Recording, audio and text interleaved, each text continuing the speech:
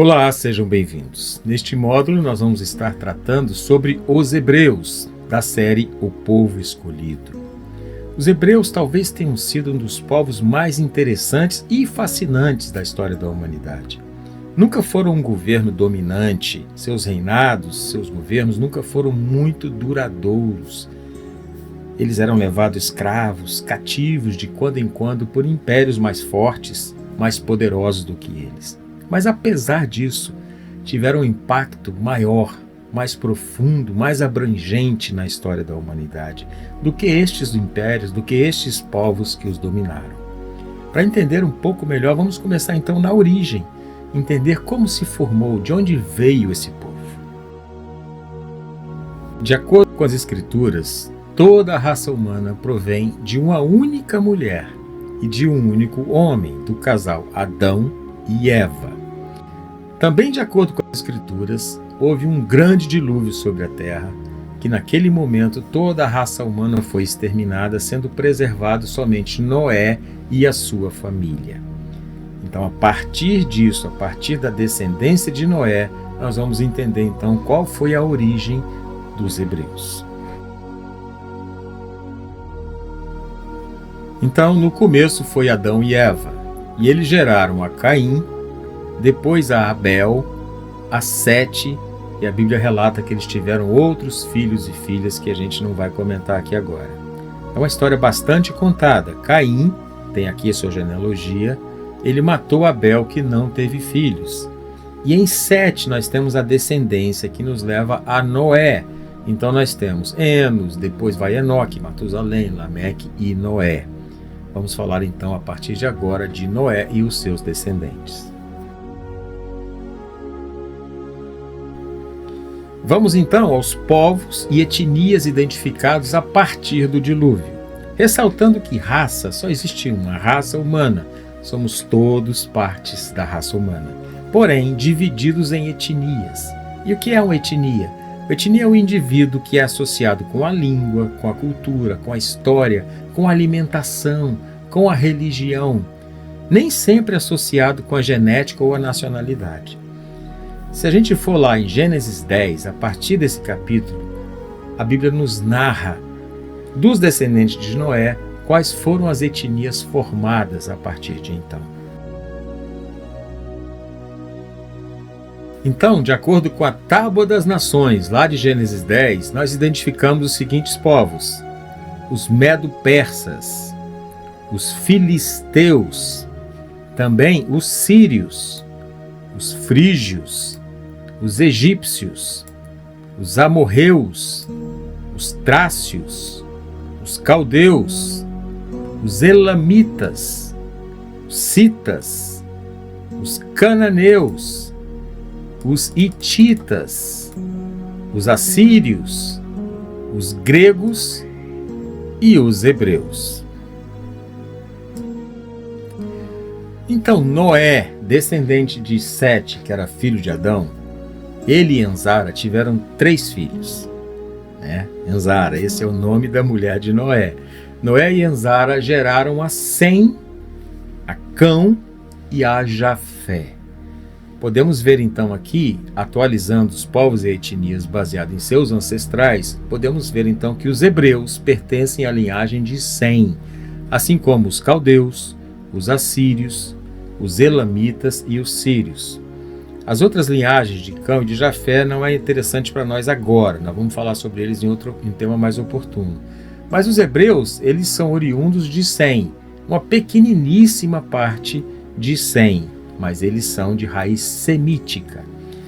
Vem comigo aqui, lá em Gênesis 6:10. A palavra diz assim: gerou 3 filhos, Sem, Cão e Jafé. Esses filhos foram gerados antes do dilúvio. Eles entraram na arca, percorreram todo aquele processo junto com Noé, saíram da arca e a partir de então, eles geraram esses filhos que formaram essas nações. Gênesis 9, 18 e 19 fala assim: os filhos de Noé que saíram da arca foram Sem, Cã e Jafé. Cã é o pai de Canaã. São eles os 3 filhos de Noé, e deles se povoou toda a terra. Também quero ler Atos 17, 26. E de um só sangue fez toda a geração dos homens para habitar sobre a face da terra, determinando os tempos já dantes ordenados e os limites da sua habitação. Saíram da arca Noé e sua família.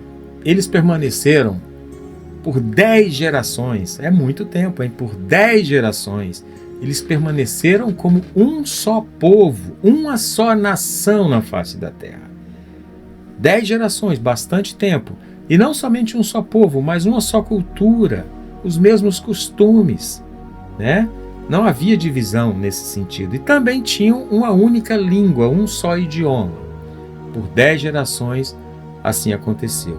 E não era plano de Deus. Deus queria que o homem se expandisse, se multiplicasse, fosse além fronteiras, ocupasse a terra. E contra a ideia de Deus apareceu então Nimrod, um grande líder, que desafiou a Deus, que ele não queria espalhar o povo, porque ele queria dominar o povo, controlar o povo, subjugar o povo. E ele veio com essa ideia que tem um símbolo mais de independência de Deus, de construir uma torre gigante, chamada de Babel. Então a Torre de Babel começou a ser erguida no desafio a Deus do povo se espalhar. Não, nós vamos ficar aqui, e essa torre é o símbolo que, se novamente a terra vier a ser devastada pelas águas, a gente sobrevive. Então a Torre de Babel foi um desafio a Deus. O que Deus fez? Deus, percebendo isso, que o plano de se expandir estava sendo contido por essa torre, Deus destruiu essa torre e também fez com que os homens passassem a não se entender. Ele mesclou a língua, ele confundiu as línguas. Eu imagino, né, lá eu com a minha imaginação, que tentavam se comunicar, mas não se entendiam e foram procurando, cada um seu par. Poxa, esse cara está falando algo que eu entendo. Caramba, você está me entendendo? Tô. E assim foi entre as pessoas, e os grupos começaram a se formar. Aqueles que se entendiam, aqueles que conseguiam se comunicar, e aqueles que não se comunicavam, estavam à parte. Então, quase que imediato, houve então a divisão no meio daquele, uma nação, um povo, um costume, uma cultura, uma língua. Já não era mais assim. Então, a partir dali, eles se espalharam em 70 nações. Do evento da Torre de Babel, da destruição da torre e da confusão das línguas, 70 nações se formaram desde aquele dia.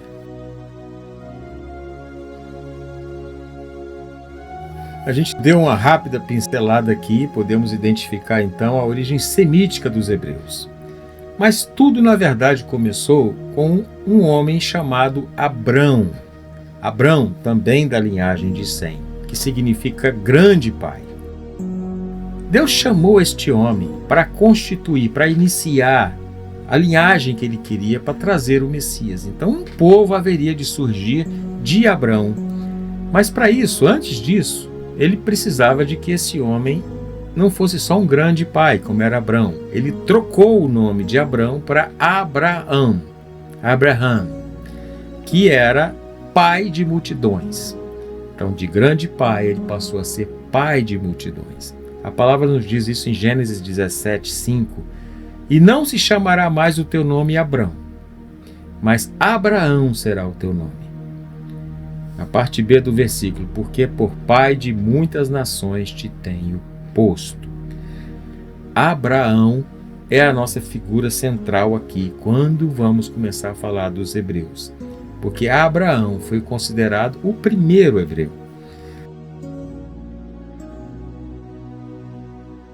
Vamos dar uma olhada aqui então. Nós sabemos da linhagem já de Noé e Enzara, que foi Sem, Cão e Jafé.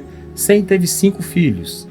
De Arfaxade, nós temos a linhagem que vai a Abraão. Então, Abraão é um semita vindo por Arfaxade.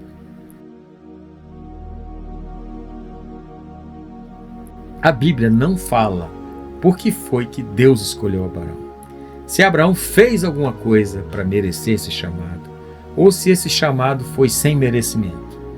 Não é identificado nada. A única coisa que a gente sabe é que Deus foi a este homem e o chamou de uma forma bem direta, e ele demonstrou obediência e fé desde o primeiro momento. É impressionante isso.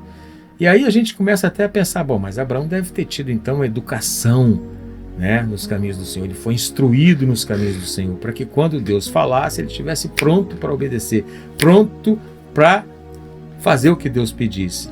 Teria fé e confiança nesse Deus. Mas não foi bem assim, não foi nada disso que aconteceu. Tera, o pai de Abraão, na verdade, ele era um fazedor de ídolo, era um produtor de ídolo.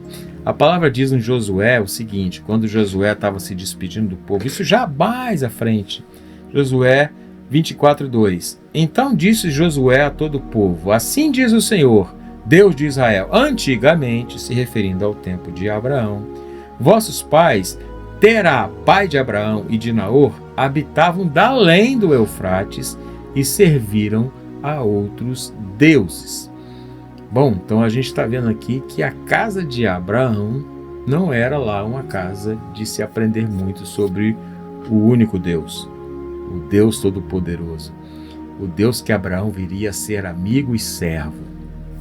Bom, então o que fez então esse homem se tornar um símbolo tão poderoso de fé e obediência, que inclusive ele é colocado como o herói da fé, na galeria dos heróis da fé lá de Hebreus. Mais tarde a gente vai ver um pouco disso. Então vamos falar aqui então qual foi esse chamado de Abraão, né?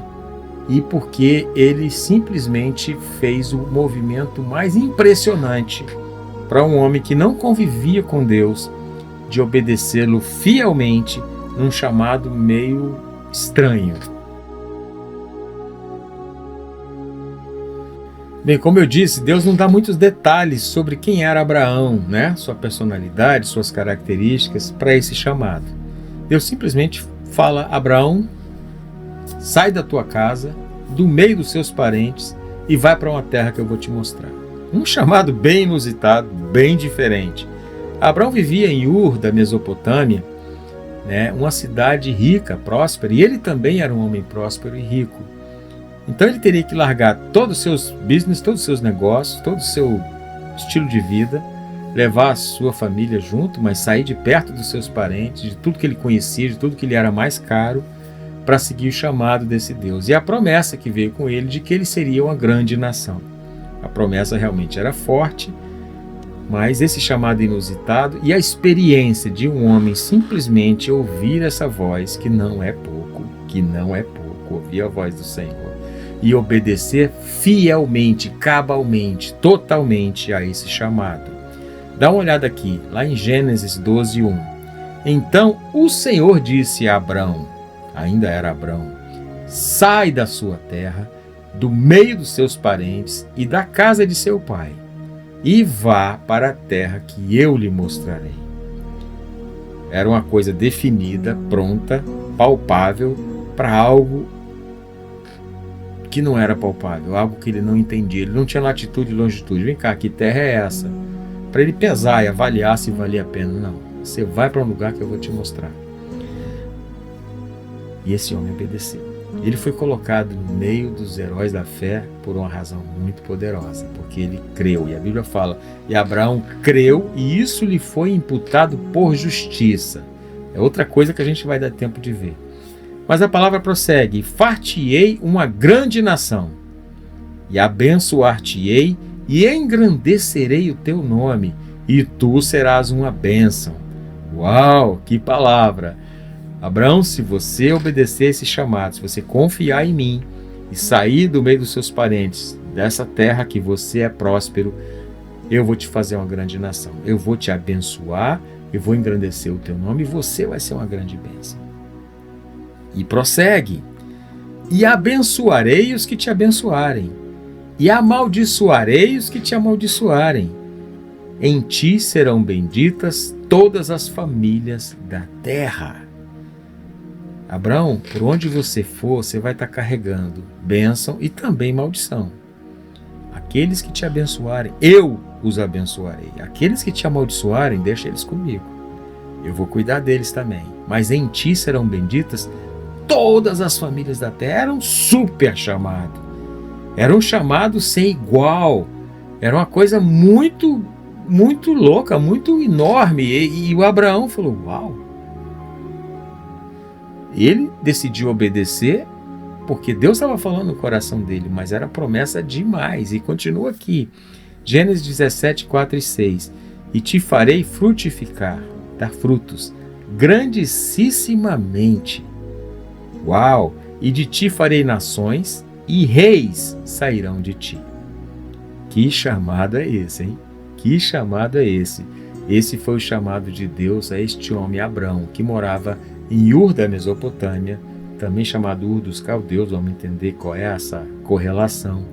Uma cidade próspera, rica, uma metrópole da sua época, para largar tudo que lhe era mais caro e partir para o invisível, né? Para esse chamado, para a palavra de Deus sobre o seu coração. Vai que eu vou te mostrar o que vai acontecer.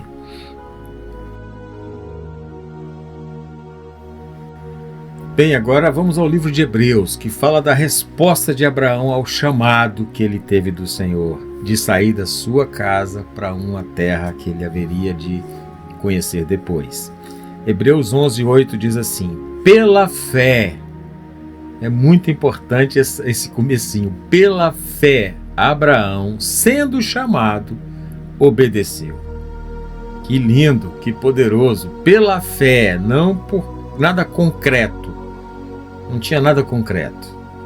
Pela fé, Abraão, sendo chamado, obedeceu, indo para um lugar que havia de receber por herança, e saiu sem saber para onde ia.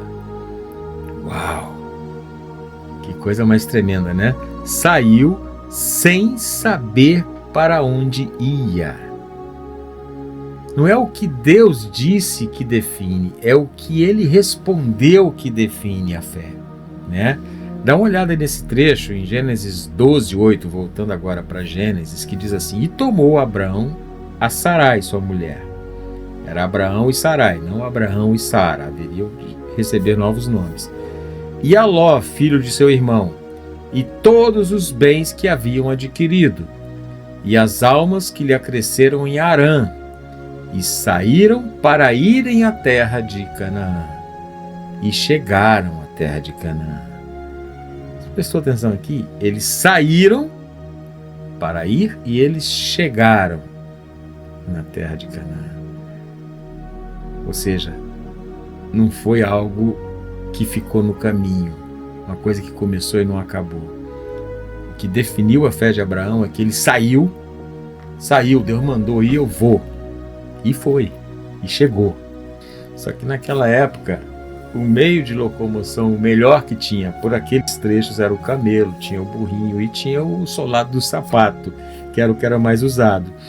Então, Abraão saiu daquele conforto de uma metrópole, 65 mil pessoas, ou 400 mil, de acordo com outros historiadores, mas uma baita de uma cidade. Até hoje, nos achados arqueológicos, você vê que a cidade era uma cidade bem estruturada, né? Uma infraestrutura enorme, uma cidade grande. Saiu daquele lá, ele tinha prosperidade ali, e foi viver uma vida nômade. A jornada desafiadora de Abraão começou provavelmente no final do segundo milênio a.C., 2000 anos antes de Cristo. Abraão e sua família deixaram a cidade de Ur, que fica no sul da Mesopotâmia, e chegaram a Harã, percorrendo 960 quilômetros aproximadamente, a pé, em cima de jumentos e camelos, uma grande comitiva de pessoas e muito rebanho. Permaneceram ali até a morte do pai de Abraão, Tera, ou Terá. A Bíblia não especifica o tempo que eles permaneceram em Harã, mas após a morte de Terá, o pai de Abraão, eles saíram de Harã em direção a Canaã, percorrendo 650 quilômetros aproximadamente, e se instalaram no vale do Rio Jordão, na chamada Crescente Fértil, na região hoje denominada Palestina, no atual Israel. Ficaram em Canaã por um tempo até que uma fome rigorosa veio sobre a terra, e saíram de Canaã e desceram ao Egito, percorrendo 320 quilômetros aproximadamente. Depois de não muito tempo, Abraão retornou a Canaã, só que desta vez sem Ló. Ló, sobrinho de Abraão, se separou da comitiva, devido a discussões entre os seus rebanhos, os seus pastores, com os pastores de Abraão. Mas Abraão voltou para Canaã com toda a sua família, com todos os seus bens, e ali se estabeleceram novamente na mesma região do Vale do Rio Jordão. Após uma vida nômade, se estabeleceram então no Oriente Médio, que se tornou o berço do povo judeu e também do povo árabe, ambos filhos de Abraão. No entanto, o termo hebreu foi associado somente ao povo judeu e não ao povo árabe. Talvez porque Agar, mãe de Ismael, de onde vem a nação árabe, ter proveniência egípcia, portanto não era semita.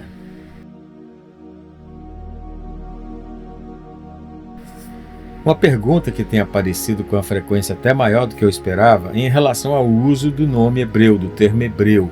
Se eu devo usar, se eu posso usar, ou se tem uma opção melhor, devo usar israelita, judeu, ou israelense, semita, o que eu vou fazer, né? Qual é a melhor designação? Bom, resumindo no início é o seguinte: hebreu, judeu, israelita se refere ao mesmo povo, são os descendentes de Abraão, Isaque e Jacó. Mas existem nuances, e aí a gente vai tratar delas aqui rapidinho antes de fechar o módulo. Hebreu é a designação dada pela tradição judaica a todo aquele que vem do povo da promessa, os descendentes de Abraão, Isaque e Jacó. Eles são chamados de hebreus. Mas de onde vem esse nome hebreu? A primeira vez que hebreu é citado na Bíblia é direcionado a Abrão, tanto que a gente falou no início que ele é considerado o primeiro hebreu. E foi naquela situação de uma guerra, quando Ló se separou de Abrão, né? Ló se meteu em confusão lá em Sodoma, numa guerra que estava havendo entre os reis da Mesopotâmia com os reis de Sodoma e Gomorra. Ele foi preso, capturado. Um escapou, foi a Abrão dizer: olha, Ló está preso, está precisando da sua ajuda. Isso está lá em Gênesis 14, 13, diz assim: então veio um que escapara e contou a Abrão, o hebreu. Aqui foi o lugar onde ele primeiro foi designado de hebreu, recebeu esse nome. Bom, Ivrim, em hebraico, significa o que, na verdade? O que significa essa palavra hebreu? Eu peguei 3 variações rápidas para a gente passar, existem outras menos importantes, as mais conhecidas e mais usadas são essas 3. A primeira significa lado oposto. Lado oposto de quê? Lado oposto do politeísmo, adoração a vários deuses, mais de um Deus. Os hebreus eram aqueles que adoravam um único Deus, eram monoteístas, então por isso eles estavam do lado oposto. A outra vem da raiz hebraica avar, e quer dizer do outro lado do rio, quer dizer travessia. Travessia de quê? Travessia do rio. Se você era um cananeu que morava em Canaã, nativo de Canaã, nasceu ali, você designava aquele que veio do outro lado do rio como hebreu. Dá margem a outros povos, né? Qualquer um que viesse do outro lado do rio seria chamado de hebreu. De qualquer forma, é uma das designações, aquele que veio do outro lado do rio. E ainda os descendentes de Éber. Éber, quem era Éber? Éber era um trisneto de Noé. A gente falou dele aí, na linhagem de Noé. E diz a tradição que Éber foi um dos que se recusaram. Ele recusou-se a participar da construção da Torre de Babel. Falou: não vou nessa, estou fora, isso não é uma coisa legal, isso não vem de Deus. E aí, em Éber foi preservada a língua hebraica, hebraico do hebreu. Então, a designação de hebreus vem dos descendentes de Éber. Bom, como eu disse, é mais conhecido o termo hebreu como o povo da promessa de Abraão, Isaque e Jacó. E os israelitas? Os israelitas são aqueles que são chamados e designados no Velho Testamento como os filhos de Israel. E de onde surgiu Israel? Deus de Abraão, Isaque e Jacó. Jacó teve uma situação com Deus, uma situação de contenda, uma história poderosa, maravilhosa, que Deus trocou seu nome. Ele não se chamou mais Jacó e passou a se chamar Israel, né? Jacó, o trapaceiro, né? Alguma controvérsia, uns dizem que não, mas enfim. O fato é que Jacó passou a se chamar Israel. E os filhos de Jacó, os filhos de Israel, foram denominados de os israelitas. Ele teve 12 filhos, as 12 tribos de Israel, e também os seus descendentes foram assim chamados. Simples assim, israelita, filhos de Israel, que era Jacó que recebeu esse novo nome. Bom, e judeus? A história dos judeus? Bom, judeu foram governados por um rei Saul, depois rei Davi, rei Salomão, e depois o reino foi dividido, 10 tribos para um lado e duas tribos para o outro. 2 tribos que permaneceram em Jerusalém, as outras 10 tribos foram para o norte, capital Samaria. A Assíria dominou essas tribos do norte e levaram cativos. Babilônia, depois de um tempo, dominou as tribos do sul e levaram cativos, ou seja, todos saíram da terra. Só que depois de um tempo, Judá voltou para Jerusalém e ali se estabeleceu e passaram a ser chamados de quê? De judeus. Os de Judá, os judeus. Só que depois de um tempo, vários de outras tribos de Rúben, de Benjamim, de todas elas, também começaram a voltar para Jerusalém. É uma história bem legal, bem complexa, né? Tem a ver com as 2 casas de Israel, casa de Judá. É uma história muito legal, muito profunda e importante. Mas fato é, judeus hoje em dia não se refere somente à tribo de Judá, que era o 4º filho de Jacó, o 4º filho de Israel. Se refere a qualquer um dos filhos, a qualquer uma das tribos. Qualquer uma das 12 tribos passou a receber a denominação de judeu. Então também eram dos israelitas, também eram do Deus de Abraão, Isaque e Jacó. É o mesmo povo. Uma coisa importante em relação ao israelense, que é o termo usado hoje em dia para aqueles que vivem e moram em Israel, é que é perfeitamente possível você ser um israelense e não ser um judeu, e não ser um israelita, e não ser um hebreu. Não necessariamente hoje o israelense tem ligação com o povo da promessa, o Deus de Abraão, Isaque e Jacó. É simplesmente aquele que tem a cidadania de Israel, né? Ou porque casou com israelense, com um da terra, ou porque já morava lá. Tantas outras formas, né? Fato é que é perfeitamente possível haver um israelense fora do escopo do Deus da promessa. Então, israelense é um pouco diferente. Os outros termos se referem ao mesmo povo, à mesma característica do povo que veio da linhagem de Abraão, Isaque e Jacó. No desenrolar de toda a história, vê-se claramente, nitidamente, várias tentativas de destruição deste povo. Tentativas de apagar a sua imagem, apagar a memória deste povo da face da terra. Que tem essa história de fuga, de perseguição, de dor, de luta, de cativeiro, de exílio, de diáspora. E tem sobrevivido.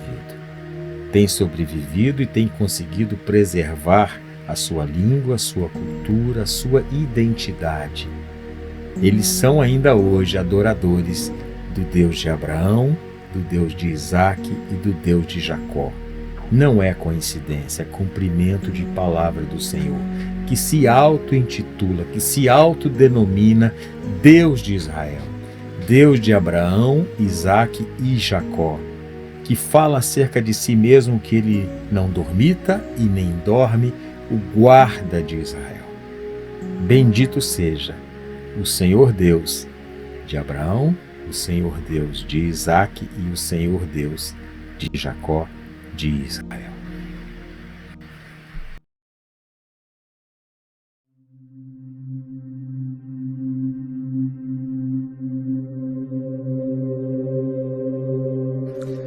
Assim abençoareis os filhos de Israel, dizendo-lhes: O Senhor te abençoe e te guarde. O Senhor faça resplandecer o seu rosto sobre ti e tenha misericórdia de ti. O Senhor sobre ti levante o seu rosto e te dê a paz. Assim porão o meu nome sobre os filhos de Israel, e eu os abençoarei.